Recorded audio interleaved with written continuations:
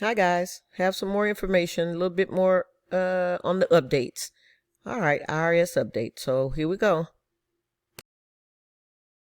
The IRS announcing it's raising income thresholds for all the tax brackets and increasing the standard deduction.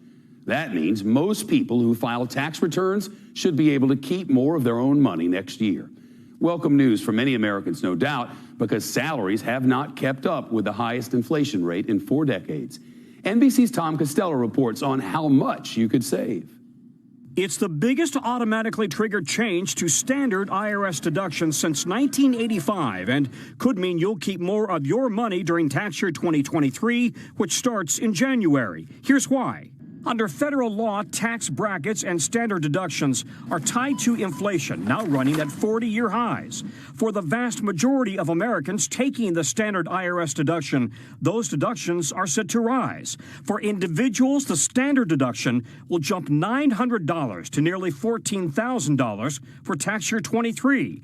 For married couples, the deduction jumps $1,800 to nearly $28,000.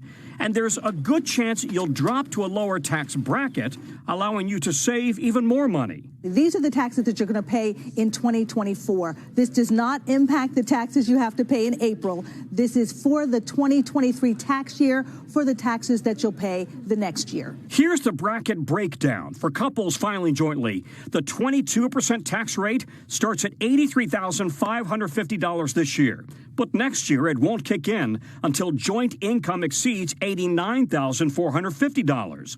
The 24% rate also slides higher from $178,000 this year to income over $190,750,000 next year. And the 37% tax bracket will only affect income over $693,750 rather than $647,850. A big savings for the highest income earners. For the news, I'm Tom Costello.